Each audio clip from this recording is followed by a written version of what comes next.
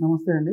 నా పేరు డాక్టర్ వివేక్ అచ్చా, consultant general and laparoscopic surgeon in one hospitals Karimnagar. ఈరోజు మనం చర్చించే టాపిక్ థైరాయిడ్‌కు సంబంధించిన సమస్యల గురించి మనం ఈరోజు మాట్లాడుకుందాం. థైరాయిడ్ అనేది ఒక సీతాకోక చిలుక ఆకారంలో ఉండే ఒక మెడలో ఉండే ఒక చిన్న గ్రంథి. దాని నుంచి వచ్చే T3, T4 అనే హార్మోన్స్ మన బాడీలో ఉండే మెటబాలిజంని, మన బాడీలో ఉండే మన ఆర్గన్స్‌కి సంబంధించిన వాటి ఫంక్షన్స్‌ని మెయింటైన్ చేయడానికి అది బాడీలో ఉపయోగపడుతుంది. ఈ థైరాయిడ్ గ్రంథిని కంట్రోల్ చేసేది మనకు పిట్యూటరీ గ్లాండ్. దాని నుంచి మనకు థైరాయిడ్ స్టిమ్యులేటింగ్ హార్మోన్ అనేది వస్తుంది. థైరాయిడ్ స్టిమ్యులేటింగ్ హార్మోన్ అనేది ఈ T3, T4ని మన బాడీలో ఎంతవరకు పంపించాలనేది బట్టి అది కంట్రోల్ చేస్తుంది పిట్యూటరీ గ్లాండ్. సో ఈ థైరాయిడ్కి సంబంధించిన సమస్యలు అనేవి జనరల్ సర్జరీలో మనకు సర్జరీకి సంబంధించి ఏంటంటే థైరాయిడ్లో అప్పుడప్పుడు గడ్డలు ఏర్పడే అవకాశం ఉంది. అవి ఒకటిగా ఉండొచ్చు లేదా చాలా రావచ్చు. ఒకటిగా ఉంటే సాలిటరీ థైరాయిడ్ నాడ్యూల్ అంటారు. అది లెఫ్ట్ లోబ్లో కానీ రైట్ లోబ్లో కానీ ఈస్తమస్ అంటే మధ్యలో కానీ ఎక్కడైనా రావచ్చు. దాన్ని సాలిటరీ థైరాయిడ్ నాడ్యూల్ అంటారు. కొన్నిసార్లు మల్టీనాడ్యులర్ గాయిటర్ అంటే గ్రంథి మొత్తము చిన్న చిన్న స్వెల్లింగ్స్, చిన్న చిన్న గడ్డల్లాగా తయారయ్యే అవకాశం ఉంది. దీన్ని మల్టీనాడ్యులర్ గాయిటర్ అంటారు. అండ్ కొన్నిసార్లు గ్రంథి అంతా ఈక్వల్గా వాపు రావడం జరుగుతుంది. దాన్ని డిఫ్యూజ్ థైరాయిడ్ గాయిటర్ అంటారు. సో ఇవి గడ్డలకు సంబంధించి. కొన్నిసార్లు ఈ గడ్డలు ఉన్నప్పుడు మనం థైరాయిడ్ ఫంక్షన్ టెస్ట్ అంటే థైరాయిడ్కి సంబంధించిన T3 levels, T4 levels, TSH levels, pituitary నుంచి వచ్చే TSH లెవెల్స్ బట్టి ఆ థైరాయిడ్ ఫంక్షన్ ఎలా ఉందనేది కూడా మనం చూసుకోవాల్సి ఉంటుంది. థైరాయిడ్ సంబంధించిన గడ్డలు ఉన్నప్పుడు మనం థైరాయిడ్ ప్రొఫైల్ చేయించినప్పుడు కొంతమందికి థైరాయిడ్ ప్రొఫైల్ నార్మల్ ఉంటుంది. కొంతమందికి థైరాయిడ్ నుంచి వెలువడే కొన్ని హార్మోన్స్ T3, T4 అనేవి ఎక్కువగా గ్రంథి నుంచి వెలువడే అవకాశం ఉంది. అప్పుడు దాన్ని థైరోటాక్సికోసిస్ అంటాము. అండ్ కొన్నిసార్లు థైరాయిడ్ నుంచి T3, T4 అనేది తక్కువగా బయటకు వచ్చే అవకాశం ఉంది. దానికి చాలా కారణాలు ఉంటాయి. థైరాయిడైటిస్ అంటాం, కొన్నిసార్లు ఆటో ఇమ్యూన్ థైరాయిడైటిస్ అంటే, తర్వాత ఐయోడిన్ డెఫిషియన్సీ ఏరియాస్లో మనకి థైరాయిడ్కి సంబంధించిన T3, T4 తక్కువ వెలువడం వల్ల మనకి ఆ కండిషన్ని హైపోథైరాయిడిజం అని అంటారు. సో ఈ థైరోటాక్సికోసిస్, హైపోథైరాయిడిజం, ఈ థైరోటాక్సికోసిస్లో మనకి పేషెంట్ బక్కగా అవ్వడము, గుండె ఎక్కువ కొట్టుకోవడము, కనుగుడ్లు బయటికి రావడము, తర్వాత పేషెంట్ ఇరిటబుల్గా ఉండడము, ఫీమేల్స్లో మెన్స్ట్రల్ పీరియడ్స్ అనేవి ఎక్కువ రావడము, బ్లీడింగ్ ఎక్కువ అవ్వడము, ఇలాంటి లక్షణాలు ఉంటాయి. హైపోథైరాయిడిజంలో పేషెంట్ బరువు పెరగడము, పని చేయడానికి ఇంట్రెస్ట్ లేకపోవడము, హెయిర్ అనేది థిన్నింగ్ అవ్వడము, కొన్నిసార్లు పేషెంట్ డిప్రెషన్లోకి వెళ్ళడం కానీ ఇలాంటివి లక్షణాలు అనేవి మనకు ఉంటాయి అన్నమాట. సో థైరాయిడ్ గడ్డలు ఉన్నప్పుడు థైరాయిడ్ ఫంక్షన్ టెస్ట్లో మనకి థైరోటాక్సికోసిస్ ఉందా, హైపోథైరాయిడిజం ఉందా చూసుకొని దానికి సంబంధించిన ఫస్ట్ ట్రీట్మెంట్ అనేది యూథైరాయిడ్ స్టేట్కి మనం పేషెంట్ని తీసుకొని రావాలి. సో దానికి సంబంధించి థైరాయిడ్ టాక్సికోసిస్ ఉంటే యాంటీ థైరాయిడ్ డ్రగ్స్ ఇవ్వడము, హైపోథైరాయిడిజం ఉంటే థైరోనామ్ టాబ్లెట్స్ ఇవ్వడము, ఇట్లా జరుగుతుందన్నమాట.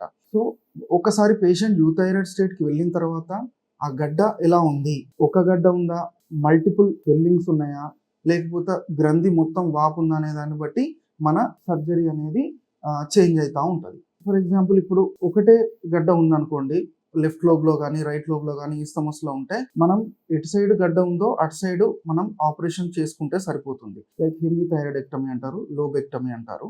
సో అది చేసుకుంటే సరిపోతుంది. కొన్నిసార్లు ఈ మల్టీనాడ్యులర్ గాయిటర్ కానీ డిఫ్యూజ్ థైరాయిడ్ గాయిటర్ ఉన్నప్పుడు మనం సర్జరీ ఎప్పుడు చేయాలంటే పేషెంట్కి మింగడం ఏదన్నా ఇబ్బంది ఉన్నప్పుడు, శ్వాస తీసుకోవడం కానీ, వాయిస్ చేంజ్ ఉండడం కానీ ఇట్లాంటి సమస్యలు ఉన్నప్పుడు మనం సర్జరీ అనేది ఇండికేట్ చేస్తాం.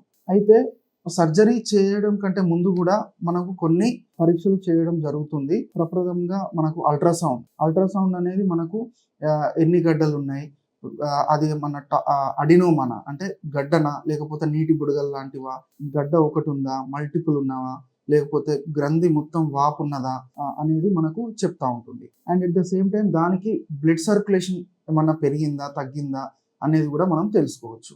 ఇది అల్ట్రాసౌండ్ సంబంధించింది. థైరాయిడ్ ఫంక్షన్ టెస్ట్ మనం ఎలానో చేపిస్తాము, CBP అండ్ నార్మల్ ఇన్వెస్టిగేషన్స్ అన్ని చేయించుకున్న తర్వాత మనం అల్ట్రాసౌండ్ అయిపోయిన తర్వాత మనకు ఫైన్ నీడిల్ ఆస్పిరేషన్ సైటాలజీ అనేది ఉంటుంది. ఒక సూది అనేది మనం గడ్డలోకి పంపించి కొన్ని కణాలు తీసి అది మైక్రోస్కోప్ కింద టెస్ట్ చేసి అవి నార్మల్ గడ్డనా లేకపోతే క్యాన్సర్ గడ్డనా అనేది మనకు సర్జరీకి ముందు నిర్ధారించుకోవాల్సిన అవసరం ఉంది. ఎందుకంటే మనం సర్జరీ ఒకవేళ అది క్యాన్సర్ కంతి అయి ఉంటే మనం మళ్ళీ ఎటువంటి క్యాన్సర్ అనేది ఉంటుంది, పాపిలరీ కార్సినోమా అంటారు, ఫాలిక్యులర్ కార్సినోమా అంటారు, చాలా ఉంటాయి, అనాప్లాస్టిక్ కార్సినోమా అని డిఫరెంట్ దాంట్లో కూడా క్యాన్సర్లకు సంబంధించి కూడా చాలా డిఫరెంట్ టైప్స్ ఉన్నాయి.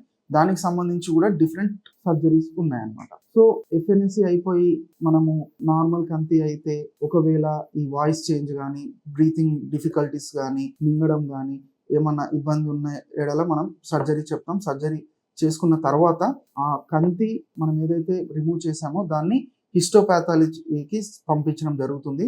ఒకవేళ కంతి బినైన్ అంటే నార్మల్ కంతి అయితే మనకు ట్రీట్మెంట్ అక్కడితో అయిపోతుంది. బట్ రెగ్యులర్ ఫాలోఅప్ లో పేషెంట్ ఉండాల్సి ఉంటుంది. అండ్ ఒకవేళ అది క్యాన్సర్ కంతి అయి ఉంటే మళ్ళీ కంప్లీషన్ థైరాయిడెక్టమీ కూడా, అంటే కంప్లీట్ గా మళ్ళీ ఓపెన్ చేసి థైరాయిడ్ కంప్లీట్ గా రిమూవ్ చేసి, పాపిలరీ కార్సినోమా అయితే మనం మెడలో ఉండే గడ్డలన్నీ తీసేయాల్సి ఉంటుంది, లింఫ్ నోడ్స్ అంటాం అది కూడా తీసేయాల్సి ఉంటుంది.